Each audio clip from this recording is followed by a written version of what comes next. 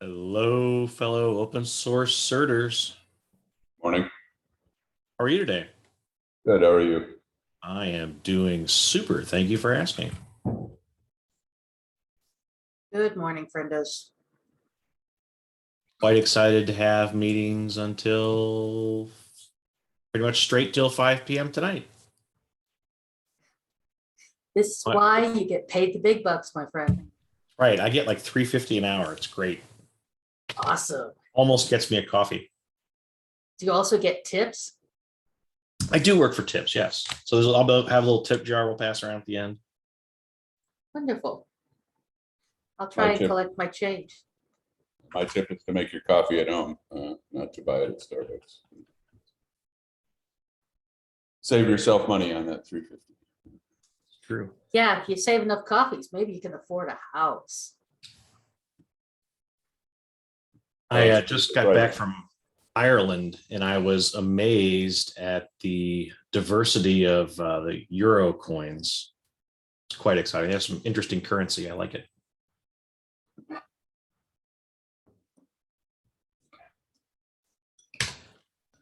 All right, we'll give it one more minute and we'll get rolling. If anyone has any opens they'd like to add, please do. My dream is today we work through section items 4 through 13 in the mobilization plan document. My dream, we'll see if we're able to realize that dream today.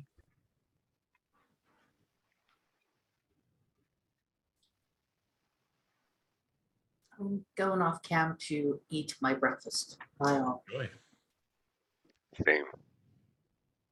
I hope it's good. I've had better, but at this hour, what can you ask for? I had a sad microwave egg sandwich today. Disappointing. I had a happy egg and sausage. All I right. haven't even thought that far yet. Are you West Coast, Jennifer? I'm Denver. So Denver. it's Love that. 7 o'clock in the morning, so quite early still. Well, hopefully you have coffee. I got my chai. Not a coffee drinker. Completely understand. All right, folks, if you have any items you would like to add to the agenda, please do so. Us jump right into it, and I will share my screen. Now that I've mastered Zoom, I realize they have their shared screen button as a giant green button, which is super helpful. Can you see my PowerPoint or my PDF? All right. Yes. So let us, and again, what we're doing is we're marching through the existing plan as it's written. I'd like to talk about each item. And as we talk about them, do we agree that these are items that this team wants to work on? What is missing from the plan? We'll talk about this probably in our next phase. Do we think the estimates are realistic or achievable? Once we actually start to flesh out the plan, we'll probably get more into that. And then always keep in the back of your head, do we have either volunteers that could work on this effort? Do we know of existing people like that are part of this team or the foundation that would work on this effort? Or think about people that aren't here that we need to invite. So for example, the distros security teams do this work a lot, and I think they would be good people to listen and learn from. That's an example of a stakeholder that isn't in the room. But kind of keep those thoughts in your head as we march through the plan, please.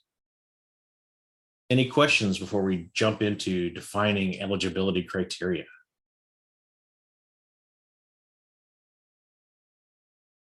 All right. So as it is written, somebody was very excited about gating things that came into this team. Dog bone. So they felt it was important to put as part of the plan the eligibility criteria for petitioners, maintainers, projects, communities to actually leverage this OSS SIRT function. And if you look in the document, I thought Marta had a very good comment where she said that she'd be careful in defining criteria based off of criticality. Most of the high profile incidents, including Log4j, were not scored as critical severity. That's not true. Log4j was very high on the census final report. Most of the other high profile issues in the last decade have been on the 6 to 7 range. Log4j is. Oh, you're talking about CVSS scores. Yes. Okay. I was talking about the first part. Well, and that's so in the paper here, somebody wants us to say if something hits some threshold, it either gets worked on or Okay. not. A CVSS score, right? That's one of their criteria. Yeah. Another thing could be, is it on the critical projects list, the Harvard survey census? Right. So as a group, do we feel that it's important for us to put in the plan a prescriptive list of criteria for participation in this group helping with CVD? And I saw Vicky's hand first. I think it's probably a good idea to say that we will attempt to make a first pass at a list, but putting it in the plan itself, no, I especially since that's something that's going to, we'll need to iterate on it, right? And so it does not belong in the plan itself. It should be external on the plan, if only to make it easier to iterate. But I agree with Marta and you that these are a bit too prescriptive at this point. I don't think we have enough information to really do this yet and make this sort of list. However, I am encouraged that in this document, it says this could be based upon things like. So, you know, this is not a list that somebody intended to be kept. So that's good. So let me take the point. Oh, what just happened? I had a hand. You did. I didn't do anything. I don't know. Okay. I'm trying to type Vicky's words. All right. I must have put a wrong button. Okay. So let me take point of view of loyal opposition here.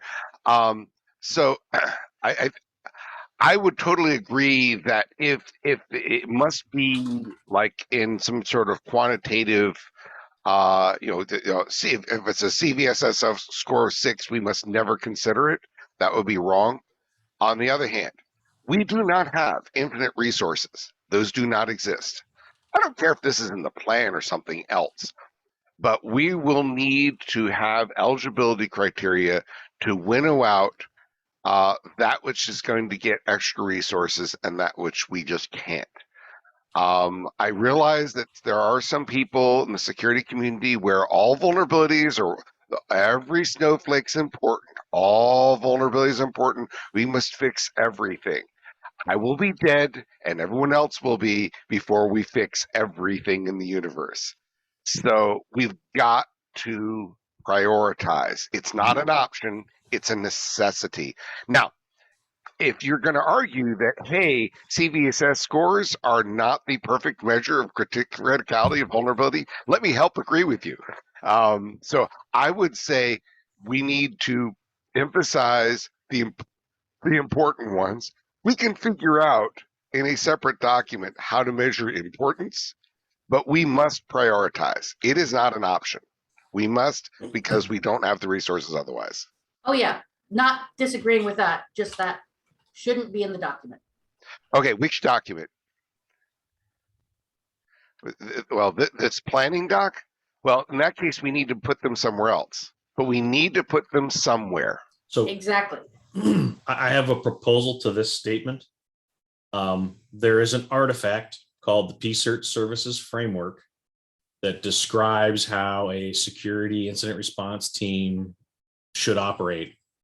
And part of the standard operating procedures is defining your triage process. And in that, it defines how what your bug bar essentially is of what's the threshold of things you'll accept in and accept out. I would propose to the group, we remove this particular piece from the plan and put that into whatever the team's operational artifacts become. That's fine. As long as we've got to acknowledge that we're going to have to prioritize. Yes, no debate on that. But I when I read the plan initially, I thought it was really weird that they got into this. And I personally feel it's going to take us a while to get going and to encourage people to come to us. So I don't know that we want to turn anyone away in the beginning as we start to vet our processes and kind of kick the tires on this whole thing. Yeah, I mean, for the plan, we can just say we will use eligibility criteria to prioritize which gets resources. See blah, which will be maintained separately. I'm afraid of ignoring eligibility criteria at all. Yeah, no, I mean, we shouldn't ignore it, but I just don't know that it's part of the plan to have that gate. Eric, did you have something you wanted to add, or did we address your statement? It was covered. It was just in context of making sure we have some way to narrow down the list and what that criteria is. I agree with David. It needs to be somewhere, but the where is still the question, but it'll be crucial. Yeah, well, and I think we're going to spend a lot of time developing not only the playbook for whatever this team molds into, but there's several suggestions around creating literature to give maintainers to help teach them. So potentially a document that this group might eventually work on is how to do triage and severity rating. Potentially. If I can jump in, whatever the eligibility criteria are should be modifiable over time as you realize, oh, wait, this thing that was previously considered not critical, we have now learned it's super critical, and now we need to tweak the criteria so that we handle that as a, basically repeatedly learning as we go. Yeah, it just needs to be a weighted scale that can be adjustable based on specific criteria. Yeah. Well, and potentially a petitioner might come to us with a low severity issue, and we can, instead of helping them do the CVD, we can point them to literature or other things to help them learn how to do it themselves. I think we're a ways away from this being a high volume service. I might be wrong. So do we want to talk about the points underneath define eligibility criteria, or do we just want to table this saying this will be part of our playbooks and operational documentation? My only worry is losing this, because I think these are not a bad start. Don't lose it. So, don't lose it would be my suggestion, especially if we acknowledge that, the quantitative measures we have are very imperfect, but these are still the right kinds of questions to ask. So I'll make sure that this is captured, these criteria are captured in our notes. Then as we move forward, first we will be developing Plan 2.0, the proposal for the governing board. And then we'll spin up probably several other documents, and this will go into the operational.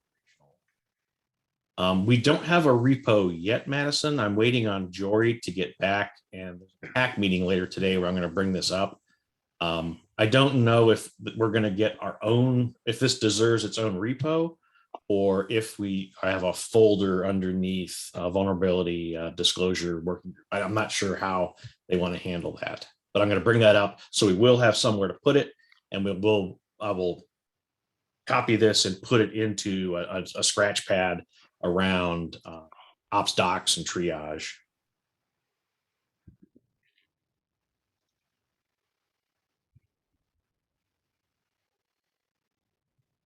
Yeah, with summer and people on vacation, it's challenging to get a hold of people, but I believe Jory will be back soon. She's our liaison to the foundation. one of the program managers there.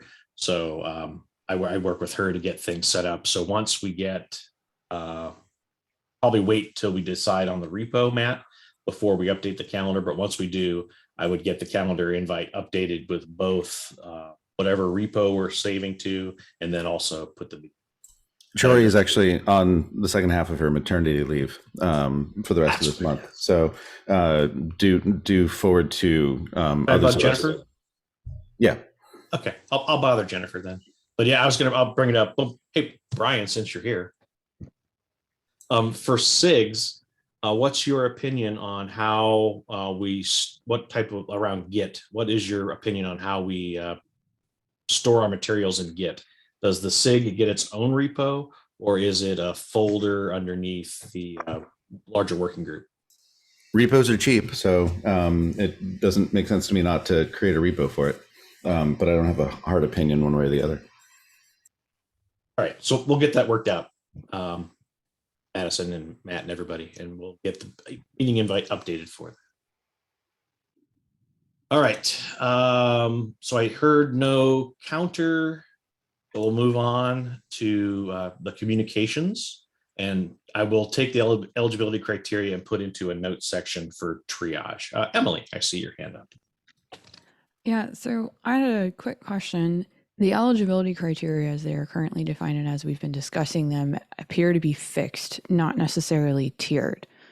And I haven't heard anybody introduce the concept of tiering criteria as an element of triage to define the level of service that can be provided to an expecting maintainer or other community member requiring assistance. Has that been discussed in the past? This is our second meeting, so no. I figured as much. So I absolutely agree. I would like to table that conversation to have a focused chat about that in the future, to talk about what the triage process might look like. And I absolutely agree that tiering is a great way to help not only document your services, but also kind of help anyone understand what Bilio is. Thanks. You're welcome. I'll try to of that so we don't forget that. So while I type, our next item is select IT and communications infrastructure necessary to deliver this SIRT service and the services, and make a plan for deployment, operational capability, and security assurance. So do we feel that this is something that needs to be in our plan and needs to be more fully fleshed out?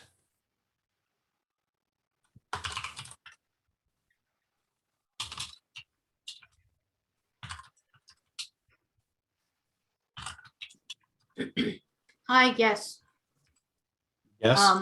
Yes, I think, it doesn't make much sense to have a CERT if we can't actually communicate. So having some way in there documented so people know where to look, I think would be a very good plan. Yes. But I thought the idea was that we're providing education and guidance and framework for people to follow, not so much doing the CERT yet, if at all. So is that something we'd want to focus on now? We haven't gotten to that debate yet, Josh. And that is, as I mentioned in my email, we have two most likely paths that we have.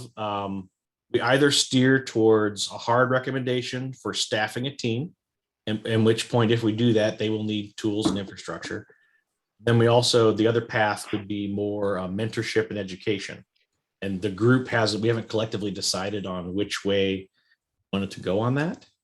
But I think, for example, the Vince tool could be a infrastructure that this group endorses, whether or not we staff or mentor. I think either path would be helpful. Can I suggest that we split it up into those two, at least for this planning thing? Because I think there's two parts. There's the infrastructure for services when it's embargoed. And I expect that to be highly secretive, maybe, we'll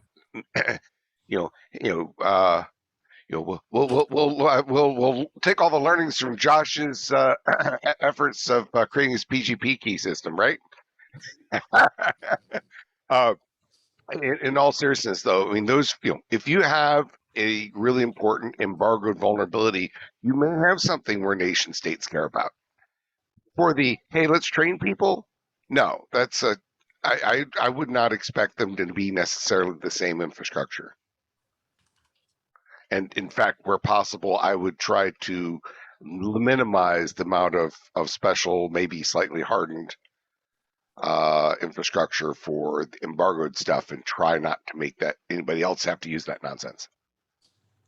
So in your suggestion to split the conversation, David, is that embargoed versus embargoed data versus right, embargoed versus embargoed versus non. It's basically the stuff that's supposed to be kept secret. I'm using the word embargo. I guess stuff that's supposed to be secret versus stuff that's not supposed to. I'm not talking about like secret in the national security, but just the lowercase word secret. Secrets versus non-secrets. Because you want to minimize the number of people and infrastructure and everything else that you have to deal with for stuff you are seriously trying to keep secrets against adversaries. And for some of the stuff, this is one of those rare cases where indeed nation state directed attacks are legitimately possible. I'm not sure how far we want to go there, but that's why I'm thinking it's completely separate.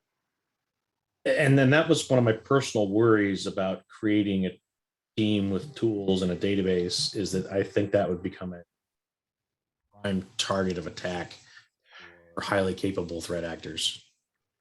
If they're not attacking it, they're not doing their jobs, and they should be fired. Seriously. Yeah, let's fire them all right now. That'd be great. Well, no. Seriously, if you're a nation state actor and you're not trying to get into embargo vulnerability databases, you either have an incompetent org, or you'll get fired and get replaced by somebody who will do their job. So let's I'm dead serious. So that doesn't mean that we can't do it. It just means that if we do it, we have to be serious about it and minimize it to the things we can care. We minimize it. Somebody else, Emily's on. Yeah, so I wanted to kind of circle back to what the original ask behind this is the intent that we're determining that IT and comms infra is necessary for the work of the SIRT to be able to move forward, and whether or not that's in scope of this plan or altogether just should be removed. Thanks, Emily. Yeah, I regardless of anything else, we need some comms, and we need some sort of IT. So yeah, I was gonna say regardless of which path we choose, we're going to need something. So the fact that it's here sounds fine. Yeah. Yeah.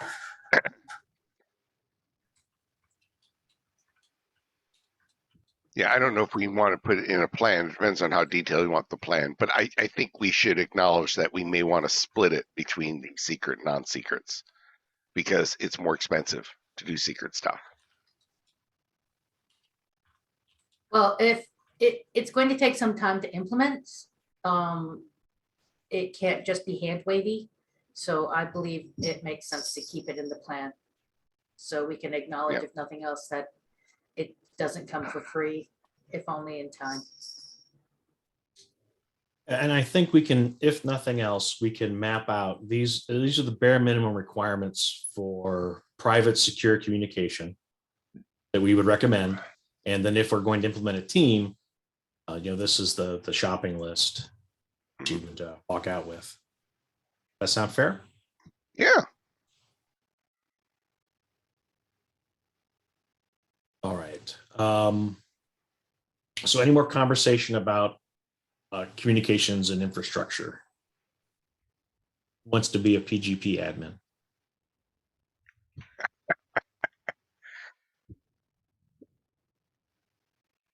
All right. Our next suggested goal for the first year was augmenting playbook guidance documentation directed at open source maintainers that provides useful guidance about what to do in the event of a cybersecurity emergency, and offer clear instructions on how and when to get support. So this not only would generically talk about CVD, but in the case of the firefighters we're discussing here, provide a little bit more prescriptive if X, then Y directions for them to follow. We think this is a worthwhile topic to put into our first year to commit to, something this group can help develop. Marta. Yeah, I will go forward with the suggestion I give in the minutes. That would be also a good topic of the work together with the education team, because apart from the guide itself, it's also worth putting into all the trainings available. And also, I wanted to stress out that we'll probably need a short and nice guide for maintainer distress when it actually happens, and what am I going to do right now. Agreed. And I'll also take this point. There is, I think it's part of another SIG, but it's essentially the idea spun off out of the Alpha and Omega projects, is where the foundation is going to be hosting a series of office hours for maintainers and projects that they can come to, and it's kind of an ask us anything style forum. I think they're planning on making a little more like ask me anything about converting C to Rust, for example. But one of the potential topics for these office hours could be CVD and emergency situations. So to Marta's point about how we wanted to, we'll partner with the education folks. We may also want to participate in things like these office hours to provide this group's expertise to maintainers in kind of a ask me anything style forum. So be open to the idea of collaboration with other working groups and SIGs around this particular topic.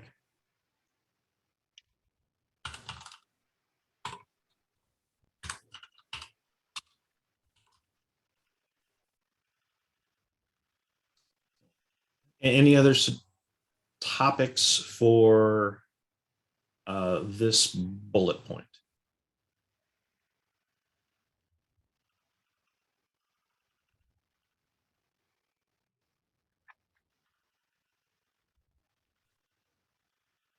Along to the next item on the list. That's a real pain in the butt. Defining contractual expectations, including a vetting process, an ethics agreement, and necessary skills and experience that were required for each firefighter and incident responder. Before I address your hand, Emily, this was written in the context of we're staffing a team of people, is the context with which this bullet point is written. So we can either continue on with that assumption or mold it into something of our own choosing. And I will yield to Emily. So I wanted to ask that this bullet and the one immediately following it be merged together. And the reason why is because in some instances, I understand the need to be able to staff individuals against doing this work and augment the existing volunteer work of the group. However, there may be occurrences with certain incidents where those volunteers need to have some sort of written agreement or formal agreement or some sort of statement that they're working in this space and that there are expectations that are going to be met. So it's a higher level of being a volunteer and more of a more on-call rotation with your free time. That being said, there should be no hard and fast specific contractual obligations or funding and compensation expectations associated with those individuals, because there are certain companies that have specific views and opinions that they pay their staff well enough that they want them to go and do open source work, and that no additional funding or compensation is going to be necessary. And we need to be able to honor those wishes of those companies, as well as their legal teams. So there needs to be some sort of flexibility in whatever that contract is. And the engagement between a volunteer working as an independent or as an employee of their existing company, and engaging in embargoed or highly sensitive discussion with contracted personnel. Completely agree. I put your note in. Please review that and add any other additional context you might have. Any other thoughts? First off, does the group agree we merge these two things into these two bullets into a kind of contracts, ethics, guidelines. I see agreement from Eric. Anybody else? Madison? Okay, so we'll merge those two into one thing. We definitely need to have a code of conduct or expectations for people participating in this group, because potentially, and I know we don't like the use of the word volunteer, but, people donating their time. So I work for Intel and I'm helping out with this open source thing. What are the rules of the road for me as an Intel employee? What can I do? And more importantly, what can I not do with this secret information? I think that needs to be very clearly laid out in expectations for people that are working this. Eric. Yeah, I think this circles back to the question about the repository earlier, right? So if we separate this out and have a very clear, defined project for this, outlining the expectations of team members, or in this case, contributors, and the assumption being that there would be some maintainers. So, to the point made earlier, I think, do you really want to limit the potential contributors because someone may come and find this incident and have the skills necessary, but may not be someone that's been cataloged or vetted by an organization previously. But let's say it's just specifically some update to a Python program that needs to be done to fix a specific vulnerability issue, and the person's obviously very seasoned Python developer, just as one possible example. As long as they check their stuff in, they follow the code of conduct, all of the other requirements in the project, there shouldn't necessarily be a limitation there, in my opinion. But until they prove that what they check in is just not viable,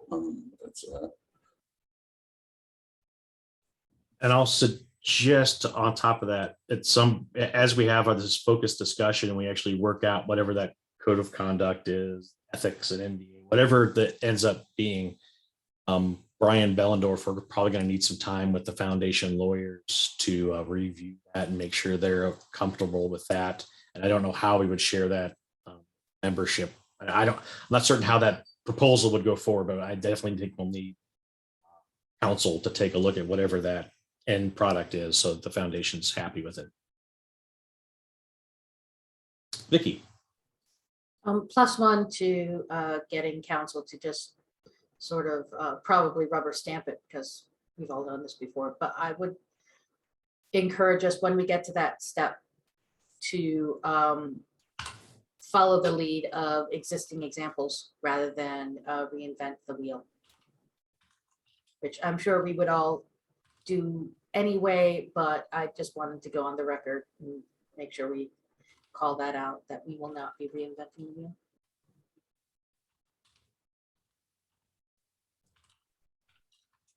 I'm sure the Linux Foundation probably has one that could be reused. I don't know that there is another SIRT in proximity, or a similar situation where we're going to be trying to bound individuals to confidentiality that might even apply to asking them to keep things confidential from their employer. I can't think of a comparable situation, but so, we'll certainly ask around. Yeah, I mean, the mere existence of the acronym SIRT means that there are other ones out there, right? And so this is the concept we're coming up with, and security being what it is, I'm sure that these groups will have some sort of ethics statements and or codes of conduct. So we should certainly just fall in line with the standard practice and make sure that what we do doesn't digress from what people commonly expect, unless what people commonly expect is crap, which I don't expect to be the case as we look. But that's just something I want to make sure we're very open about. Yeah, I'm trying to think through, right? I mean, obviously there's a number of larger LF projects. I'm thinking like the Linux kernel and Kubernetes, where, they have a team, there is a security at blah, blah, blah, email Yes. address. If you want to report a vulnerability, there are people on the other end who receive that. I'm not sure of the details of what, if I'm not even sure that if there's a specific paper that any of those sign. Brian, maybe you know more. I don't. I don't know that they do. I know they do. You know they do. Okay. I know Thank they you. do. And that was one of my suggestion is we can go survey communities Yeah. like the kernel security team, Kube security, OpenStack, and even talk with a solar designer to kind of hear about the rules of private lists. Okay. So that should all be, I think there'll be existing information we can lean on and not necessarily write our own. And I agree, Vicky. Yeah. I agree with Vicky. I Absolutely. have enough garbage to write. I don't need to write more. Awesome. Thank you. All right. Any additional comments on kind of the legalities, ethics, code of conduct section? That'll be an exciting conversation in the future. All right. And we can have this conversation now, or we can defer it down the road. But the plan as written, as I mentioned, intended for a group of people to be recruited or hired for doing this work. Do we feel this is still something that should exist in the first year of our plan? And are we okay with trying to get some type of minimum commitment for people? Or do we want to defer that and talk about it in the future? Francis? Yeah, I mean, even if we were to hire people explicitly for this, contracts vary in durations. So depending on which countries you're talking about, it could be a maximum of 1 year and so on and so forth. So there's some details with years. And also if we are volunteer based, like organization as well as group, if I leave Google and all of a sudden my new employer does not really have an interest in me opening or working for OpenSSF as like a volunteer work, this could also be impacted. So I don't know if the number 2 or the minimum commitment of 2 years is a bit long in my head. Yeah. Can we just strike the minimum commitment period?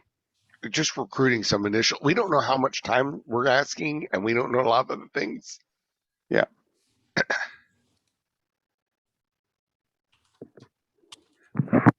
I do think a minimum commitment is important, at least in terms of expectation setting when you're talking with an employer or a potential recruit.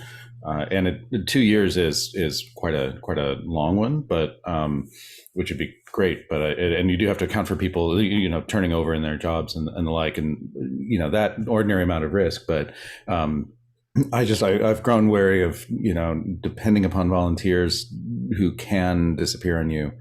Unless there's some even just expectation that would be a bad thing. So, well, how does the group feel about that? Do we want to soften the language for the plan? Then when we get to specifics, like if we decide we want to hire a team, we would potentially put that back in. How do we want to handle this time frame? Emily? So I will say that in the past, at least within the Kubernetes security community, they have a process around bringing individuals into the fold to be capable of responding to incidents as they occur. There isn't a 2-year commitment. However, there is usually a minimum of a 1-year path to get to a point where you can take action and work some of the challenges that come in from an incident response perspective. I think following a similar model could be beneficial here because we're providing a path to additional education, training, and familiarity with the overall processes without throwing somebody immediately into a firefight.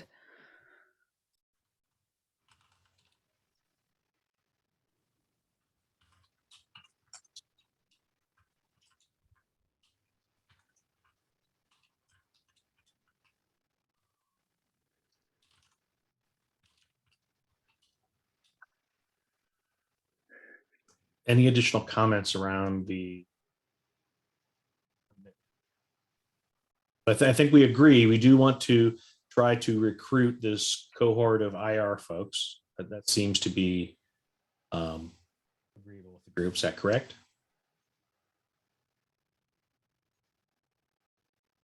I think we all agree we want to look at prior art. Essentially find something between 2-year commitment and pinky swearing.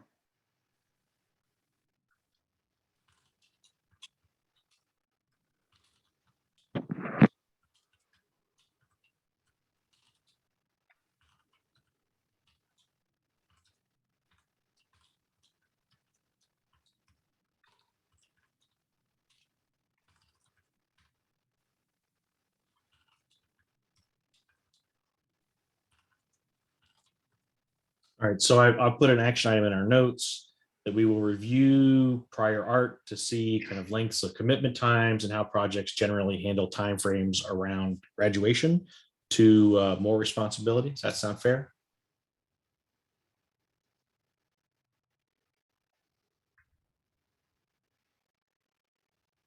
All right.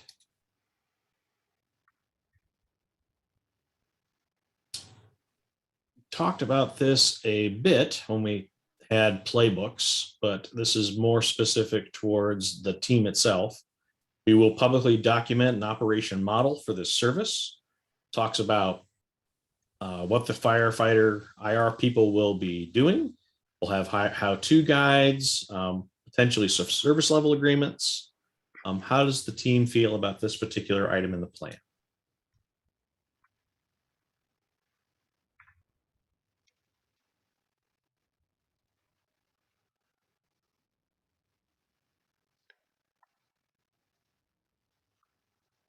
Anything missing for Yes. this playbook? Yes, Francis.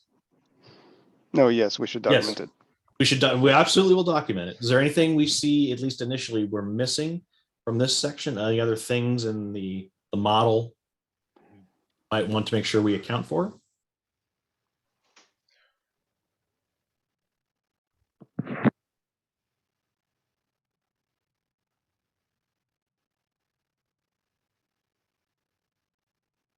I think this Alright. is a really good start. There you go, team. Okay. Yeah, Yeah, the and I know devil's we'll in definitely detail, have but- a more in-depth conversation about specifics of this in the future.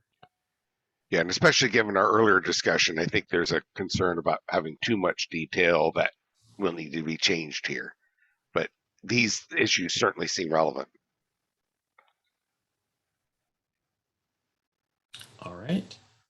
Let's talk about performing outreach to developers to help educate them about this new service. What thoughts do we have? Does this we feel like something we need to do? Do we have any suggestions on how to refine this?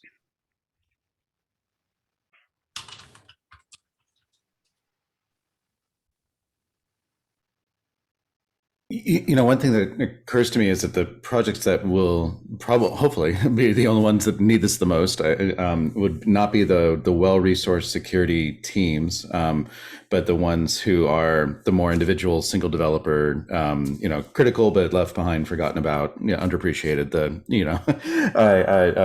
projects. So finding some way to get the word out to the mass market is more important than finding ways to get Apache, Python, et cetera, kind of on board. And I'm not sure what that means concretely, but just it's occurs to me as an important thing to think about here.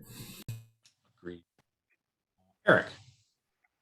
I'm wondering if this overlaps some with the work that the education SIG is doing, where it becomes kind of partially educate being more of a marketing type of thing versus educating developers and groups on the process for this.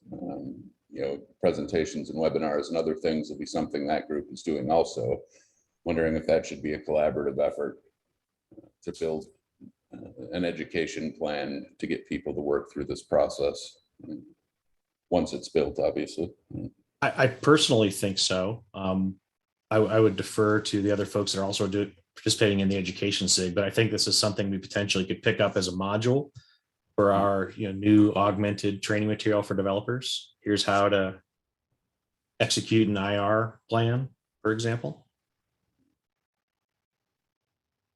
Vicky? I'm unmuted. Yeah, if we don't have some sort of outreach, then we're just working in a vacuum. So, yeah, this is table stakes, but not the UK form of table stakes. I don't know. Now we've got confusion of the word table. Yeah, this is certainly required, will require assistance from Jennifer Bly. Emily, that's the name of our new best friend in marketing over in OpenSSF.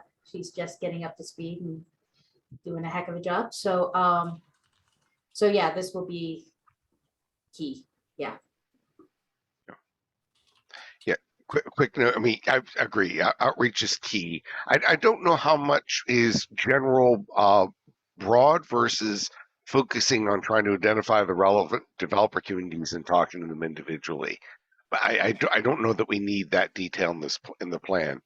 But I would not be surprised if some of the more effective outreach would be. I mean, we definitely need to create web page and office hours, but identifying some of the critical, some of the most relevant communities and contacting them one by one might be important to set up that trust. Because in the end, if you're in a crisis mode, you're probably going to reach out mostly to the folks you trust.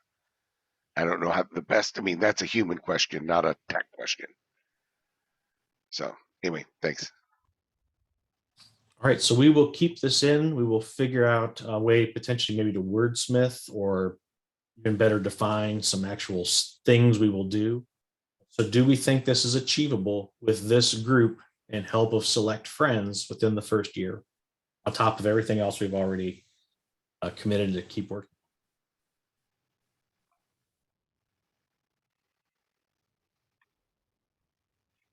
Where do we start counting the year? Well, my intention is once we're done, we only have 2 more things. I think we can get through in 15 minutes. So once we're done reviewing the initial plan, I'm going to go back and we'll create a plan 2.0 document where we will put the things we've agreed on into the document and we'll go back and start to refine and estimate, define tasks that we will commit to and start to put some estimates around time and resource requirements. So we will do that. That'll be a next step for us. Yeah, unless we do something like that, I don't think I feel comfortable saying one way or another whether we can accomplish it in a year. I suspect that we've got more here than we can cover in a year, but that's okay. That's just part of the plan. Emily, I'll shut up for you. You did not have to do that, but thank you. I did have a quick question. So at the summit, we had a lot of discussions around a SIRT and around this particular stream, and I apologize for not being at the first meeting. However, is there an intent to also re-review those discussions at the summit as part of the rewrite for version 2? Yes, my plan is to go through those notes we had from the DC summit and share them. That'll probably be our next meeting, because we'll go through those additional notes. And then hopefully that time, I think Francis is going to help me start to stub out the plan. And then we'll start to flesh it out. That'll be a kind of a second next step. Awesome. Thank you. All right, the next thing we thought we would do the first year is launch and deliver these services for up to 30 incidents. How does the group feel about them apples?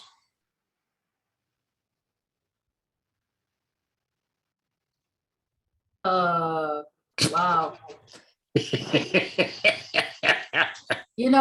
Love a stretch goal. What's going to happen if we fail? And that I think is worth answering. I think this is ambitious and certainly worth looking at.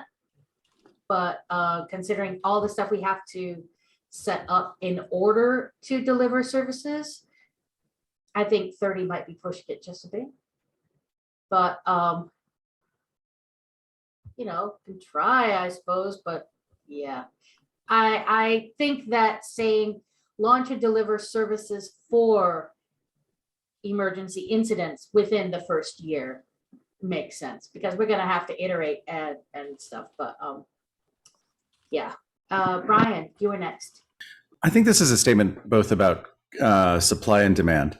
So on the supply side, it's about likely being able to say, given random distribution of security events, they tend to actually do come in waves, that there's a capacity on the team side to handle more than one hot button item at a time. It seems like, at least, right? And I don't know if it means being able to handle 3 or 4, but at least more than one.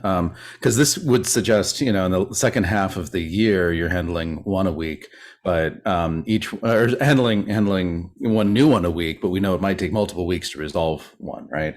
So think about how this affects supply and or capacity, right? And then on the demand side, I don't know if there are 30 new CVEs from under-resourced open source projects, a year. I'd imagine so. It kind of I imagine that's like a drop in the bucket compared to how many there actually are, or things that should be CVEs. So I think it's about making sure there's enough people aware of the availability of the service and trust in the service that they actually make use of it. And that's so there's almost these 2 goals implicit in this metric that I just wanted to make explicit. Francis. I think it's fine to leave it in, actually. And I think it's fine if we fail. One thing that's going to come out of it is if we fail, we will have to explain why. And it could actually be very good information to surface up to the folks who actually wrote this down and accepted the original intent to this document. As in, yes, maybe there won't be 30 vulnerabilities for us to work on, or maybe the whole plan was just way too ambitious. Or yes, we did succeed. Kudos to us. I think everyone here is realistic and very, very broken down by the industry already. So we all agree that 30 is really high, but it might actually be a thing that we need to surface and let some eggs break in that sense. But yeah, we can fail if I'm comfortable failing if we explain why we didn't reach that number. That's my take on it. Other group, Eric. Yeah, I mean, I'll take a different approach to that. I guess all the years of doing development of software and agile versus waterfall and a lot of projects here and there that didn't have the right requirements. Just thinking about that, there's a thought that kind of goes through my head. It's the under promise and over deliver versus the try and hit a stretch goal that we have no way in the first year of knowing we're being ambitious. We're hoping we have all the right resources to get these things done as they come to us rapidly and get them out the door, which optimistically hopefully will never be an issue. But it becomes that conversation point. Do we split kind of a difference and lower the number to 20? Do we not give a number at all and then set a relevant metric after the first year, and then in a very agile velocity kind of way continue to look to increase that over time? Would be my only thought. And perhaps we change the wording from emergency incidents to interactions, for example. Maybe engagements, maybe projects don't need us to do the CVD forum, but maybe they need help connecting to, maybe they need an advisory template. So maybe we can have engagements might be a better metric for us. And maybe those are incidents, but maybe they aren't. Maybe we taught a team and we help them get set up with PGP keys.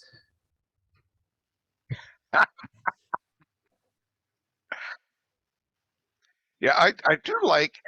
I'm I'm hesitant in the plan to have that number right in the plan, but to be honest, having a 30 engagements, whatever the phrase is I think actually helpful for kind of level setting everybody. We can't. I'm very concerned about hey, we're the help desk for the universe. Yeah. We know that's not going to be possible, but we are trying to be helpful, trying to level set expectations that hey, over this period of time, we're expecting to do this many engagements. I think kind of helps both the world and us level set the we are going to do some things, we can't do everything. And it might be something as simple as, a team comes to us and through our dialogue, we realize they aren't using multi-factor. So we Right. encourage them to use MFA tokens. And, that I would consider that as much of a win as getting an advisory out. Well, helping them do it, not just telling them Mhm. to do it. That would be that would be a legitimate engagement, I would think. Mhm. Did you have additional thoughts, David? No, that was it. That was I think this having a very specific number and calling it engagements instead of emergency incidents, I think can be helpful for many of these other things. All right. And the last item to talk about today is, do we agree we need to define and report key metrics in our understanding of success and our impacts for year one? I think that's great.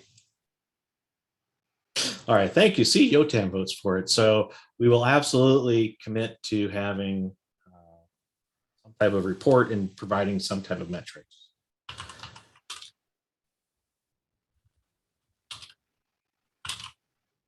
If I may, I would suggest maybe even stories. I would love to have at the end, hey, an outbrief year one. Here's a few of the things that we did that we think were successes. So maybe it's not just a report of key metrics, and sample results. I'm all for that.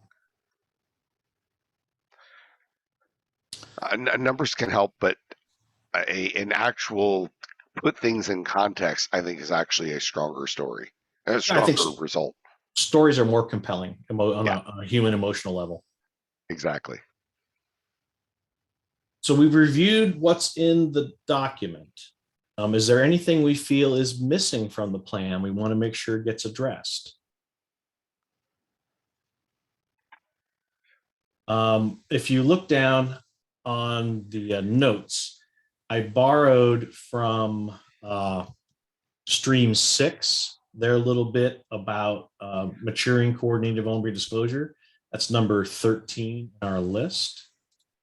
So do we feel that maturing CVD follows along with the goals we've talked about here, and will be a byproduct or a direct action that we take?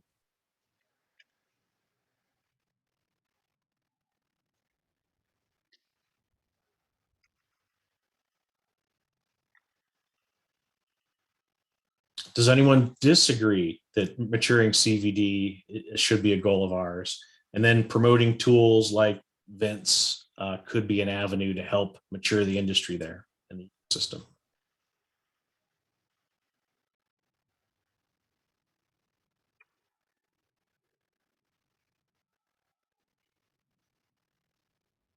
Don't hear any disagreement. So our homework for next time is to reflect upon what we've talked about, read the notes and reflect on if we've missed anything. In our next conversation, we'll talk about the notes that the room had for Stream 5 from the DC meeting.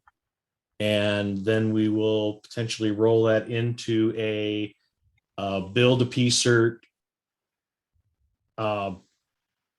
build versus buy conversation. Do we hire a team, or do we have a team of mentors or volunteers? So our next conversation will be that debate on kind of directionally, what's our recommendation for this stream? Do we hire a bunch of people, or do we have a cohort of good-minded contributors? So get your thoughts prepared for that, and we will talk to you next week, everybody.